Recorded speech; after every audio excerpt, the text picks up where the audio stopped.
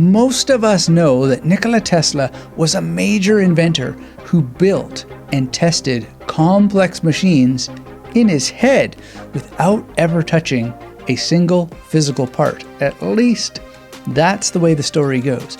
But it's not exactly the full story, and reducing Tesla's genius to just visualization is not only wrong, it's downright criminal. As a result, it's why so many people get Tesla's techniques for focus, for creativity, and for invention completely wrong, and then they wind up stuck in a rut wondering why they can't get results in their lives. I've studied Tesla a lot over the years, and I don't really visualize in terms of seeing pictures, but I think I've cracked the code. I have him on the cover of my book, The Memory Connection, for a reason, and that's because by thinking deeply about what visualization is in Tesla's life without pictures involved has given me a lot of results. And today I'm going to give you the blueprint to install what I learned from studying Tesla. And you could think of it as a kind of personal operating system that you can place in your own brain. And it's something that is really between the lines in books about Tesla. And it's even between the lines of his own things that he wrote himself. Because Tesla wasn't just visualizing. He was a ruthless observer who memorized books word for word. And he used that to fuel his imagination and to fuel various mental disciplines that helped him persuade the world's elite to fund his projects. Now, I don't have anything against visualization as such. I just can't do it. And I know a lot of people out there can't either. And so the number one thing that I think would help a lot of people is to understand that a lot of what Tesla is doing is actually spatial reasoning. He's not just talking about seeing objects in space or mentally rotating them. And we're going to go quite deep into this, but to manipulate objects in your mental workspace, it's really important to determine things like distances, horizontality, so to speak, and to do so in a way that can't even be pictured as an image. It's something else. So I'm talking about dynamic and transformational reasoning that involves and relies upon spatial arrangements that flex as, say, engines come apart, pistons move, and shafts crank, or organizations move in various ways. But even all of this is too reductive for reasons that we'll get into, because evolving how we execute ideas that enter the mind, get processed in the mind, has to exit the mind at a certain point. And before we leave this topic of visualization and spatial reasoning being very, very important, I've read a lot of people who compare Tesla with Edison. And they say that Edison used a plastic approach by physically tinkering with solid objects, and that Tesla did this purely mentally. I think this is partially a matter of semantics, and in many cases it's downright false, and it's that people are fantasizing about what Tesla did rather than studying the record, because it's as if Tesla never learned anything from having gone beyond imagining his inventions. He physicalized lots of inventions in the material world. Now, to take just one example, Tesla made many observations about X-rays after producing them, tinkering with them, analyzing them, thinking about the images that were generated by his own vacuum tube. It was not pure visualization. And there are many, many other examples of what I would call a continuum of practical tinkering and spatial reasoning and other factors that required things to be realized in the world. So it's not visualization as if this is the only thing. It's one thing that leads to another that then allows for more thinking, more spatial reasoning, more seeing pictures and so forth, but not divorced from practically holding objects that have been produced in one's hand. Now, for you to practically map this continuum into your own life to produce results you might be lacking, you really need to get out of your head. Make physical versions of your ideas or the ideas of others and work with them as physically as you can so you can think about them in ways that otherwise would not be possible. Now, I see this myself all the time, and I struggle a lot because I can't really see images in my mind, so I have to make them physical. And in the world of memory techniques, for example, I get my hands involved by drawing memory palaces, or I create and manipulate memory wheels on paper, not thinking about it in my head, or better said, I could not think about it properly in my head until that I made it on paper. It's the same thing with this multi-year project developing a physical memory palace. Can't just be on paper. Have to actually take action, see what it's like to have builders in the space. Terrifying, but it's part of the continuum. And you can see so much better when you don't make it all about visualizing in the mind. Now, another case in point is a habit I share with Tesla, which is memorizing vast amounts of verbatim text. And I mean vast amounts that you can do too if you learn the techniques. So Tesla memorized Faust verbatim, which is a really, really great Goethe play. And for a lot of people, including me, it can be a challenge to figure out exactly what to memorize verbatim. But please take some time to figure out what you could work on memorizing, because I have every reason to believe that verbatim memorization is a foundational weightlifting, so to speak, that is required to develop the mental workspace needed for complex reasoning and all the other things that lead to actualizing material ideas in the world.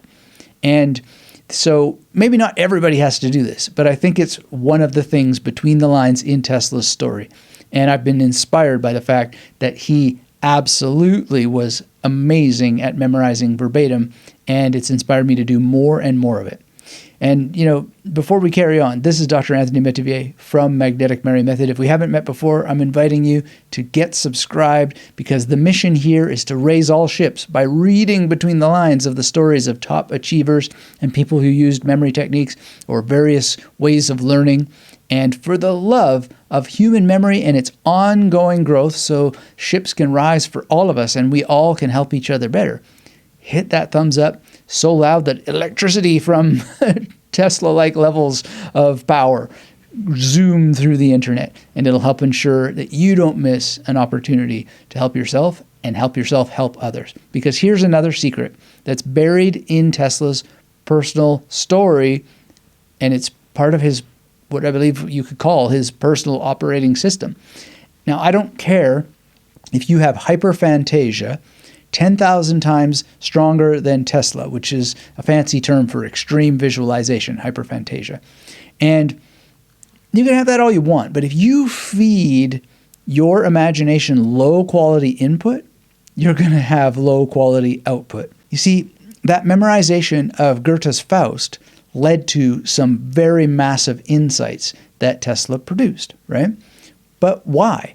Well, because Faust by Goethe is an epic piece of literature.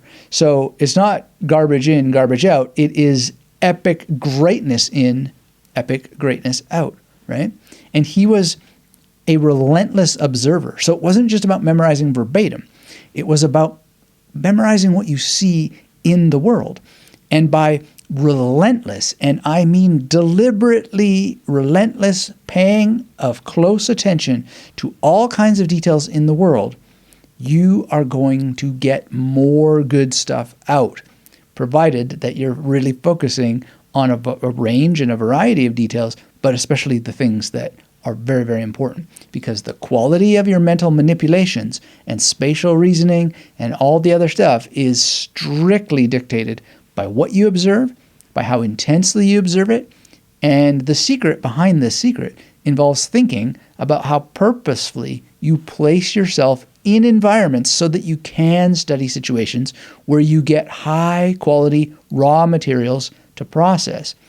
So, in other words, you have to stock the warehouse before you can start manufacturing amazing ideas. And it also helps if you know how to enter what Mihaly Csikszentmihalyi famously called the flow state. Now, from a very, very young age, we have it from Tesla himself that he dedicated a ton of practice to focusing his mind, being able to clear his mind, and making space for what he called undisturbed thought. Now, I don't know exactly what Tesla was doing to cultivate this focus, but I have worked on this myself, and I know something about this. Because since Tesla's time, science has shown how and why states of mental clarity work so that you can mentally manipulate all kinds of things in much higher and more focused and direct ways. And what we know about how to enter flow states is a big topic, but two simple matters of scientific fact involve cultivating the ability to engage the task-positive network of your brain so that you enter flow and you escape the default mode network that traps you in this unhelpful mind wandering, anxiety, ego, I, me. What am I going to do tomorrow? What's going to happen when I, blah, blah, blah. Like, it's just, it's so torturous to be caught in that state. And I know because I was held in that torture for a long time. Now, in terms of how you could do something that I believe would get you to that ability to be very clear in your mind, my favorite book on how to do this is actually two books. The first is Happiness Beyond Thought, and the second is Evolving Beyond Thought, both by Dr. Gary Weber. Now, his book, Dancing Beyond Thought, is also worth having too, and my copy got so old and dirty from carrying it everywhere because I'm memorizing from it directly, I had to order a new one recently, and I can't wait for it to arrive so that I can start memorizing from it again. But Dr. Weber's books are really, really good. The catch, though, is that there's no passive magic to entering the task-positive network, so you're in flow. It requires deliberate work to get into and to sustain, and some will find that work difficult. But if you have the Magnetic Memory Method Masterclass, memorizing all the material in Dr. Weber's books, or Goethe's Faust, if you want to do what Tesla did, I sometimes think about doing it myself, it'll be well within your reach because you'll have the tools for memorizing word for word, and it doesn't necessarily matter how Tesla did it because we can't all have eidetic memory or something like whatever was happening to Tesla, but we can manufacture it by learning memory techniques. And, memorizing anything is just a good thing to do because it helps sharpen that focus. But let's take a moment to pause, because as excited as I am about getting you to memorize Gary Weber's arrangements of ancient Sanskrit in Happiness Beyond Thought and Evolving Beyond Thought and Dancing Beyond Thought, or encouraging you to do some memorization of Goethe, which I haven't done myself, but I have memorized lots of Shakespeare and know the benefits that produce. What worked for me, what worked for Tesla, could ultimately be a fruitless task for you when there could be much more appropriate texts that you want to work on. And we have to think about how you're going to find that. But we'll get to that in a minute. But first, Tesla's choice to memorize at all, and the fact that he memorized certain things, we have to think about the environment that he came from and the kind of advantages that his cultural background and the geographical region helped. Because sometimes we feel so locked out of these things because we think it's something to do with the genes that Tesla had or something like that. But the reality is that his habit of long-form memorization almost certainly came from the fact that he grew up in a culture that memorized lots of songs. And not only that, but he had extra memory exercise because of the amount of languages that he spoke. And that comes from a geographical background. There are tons of languages in Europe to this day. So it's much more common for people to study and practice speaking them. And so back then, we have the memorization of songs, certain poems, and language learning as something that really exercised more of the mind and memory. And of course, Tesla also got a lot of memory and linguistic exercise from translating. For example, he was the friend of Jovan Yizmai, I think you say, and he translated quite a few of this poet's poems, and that would give you an additional advantage. But you don't have to live in 19th century Austro-Hungary or the Austro-Hungarian Empire to engage in memorizing songs that celebrate the empire and all that kind of stuff. Let's just call a spade a spade. The cultural mores of our time make this kind of thing harder. We don't even share the same TV shows the way we used to when I grew up in the 80s. We don't have the same cultural references. But that doesn't mean you can't engineer similar cultural-like environments for yourself. And if you study Tesla more deeply, you'll find a lot of clues about what it takes to engineer environments. And in my own experience, the biggest strategy boils down to the next point, perhaps the most important point of all. But first, let's talk about how you can better select what you're going to memorize so it truly matters for you. Because I know a lot of people want to dive deep into memory techniques, whether it's for long-form, verbatim book memorization like Tesla did, or just passing an exam at school. But tons of people email me about their struggle as older individuals usually to figure out what it is that they're going to memorize, right? And it often comes down to not just knowing what is worth studying, let alone memorizing. And that's exactly why I built a course called The System. It's free and it's focused on removing all friction from picking something worth memorizing, because you'll know more about educational structures that are mostly lost in our time, but that Tesla had access to, and many, many other people who performed at extraordinarily high levels not only had access to, but they had no choice but to go through it. And it does take a little bit of rigor, but unless you access the system, well, you might be lost for much longer than is necessary, if not forever. So learn what the system is, the different educational structures. It will help you figure out not only what you're going to learn and study, but the best possible things to memorize and how exactly to plan how you're going to get it done so that you can enter Tesla-like realms of idea generation, productivity, and explore a completely alternative version of visualization that also is mostly lost in our time because we keep thinking that it has to do with pictures in the mind. So get the system. Link is in the description. And this brings us to a part of Tesla's skill set that is just barely talked about, and it has to do with constructing environments. Now, part of this is constructing the environment of what you're going to put in your mind by what you're going to read and what you're going to memorize.